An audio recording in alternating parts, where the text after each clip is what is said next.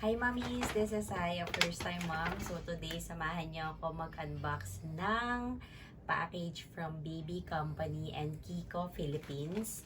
Bakit? Kasi nanalo ako ng electric breast pump galing sa Kiko. Hindi ko yun ina-expect. So yun, thank you Baby Company and Kiko.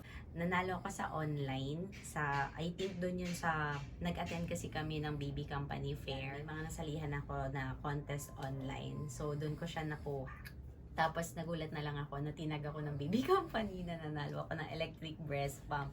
So sumakto siya kasi nagbe-breastfeed ako ngayon, pure breastfeed ako kay baby.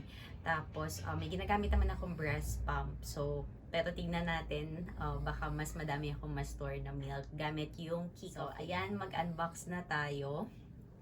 Laman ng Baby Company bag na to is yan, yung electric breast pump, portable electric breast pump. So yan, excited na ako gamitin. Ayan, breast pads from Kiko Philippines pa din. Tapos, ayan, baby wipes. So yeah, ito hindi na kailangan ito i-unbox. Syempre, yung baby wipes. Tapos, ito yung sa breast pads. Ayan. So, breast pads.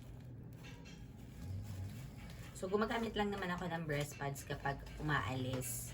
Kasi for example, minsan ano siya, nagli-leak. Kaya nababasa yung damit. Kaya kailangan ko to. Big help tong breast pads sa akin. So, next na i-unbox natin is ito, yung portable electric breast pump. So, laman ng box na to is, so yan, of course, yung pump. So, ito. Yan, yung pang-suck sa breast. Yan. So, isa lang siya. Pero meron naman ito nabibili. Nakita ko kasi nag-search ako. May nabibili from Kiko Philippines na dalawahan siya. Pero ito single siya. So yan. Tapos may pantakip din. Pero not sure pa ako kasi hindi ko pa siya na-explore kung para saan itong takip na to. Pero yan. Yan. Of course yung pump na hose. Ayan. May kasamang bottle. So, yan. Ito yung bottle niya. Yan, cutie. Of course, may manual. So, dito makita yung mga instructions. So, babasahin ko na lang siya after. Ayan. Ito yung ano niya, parang controller.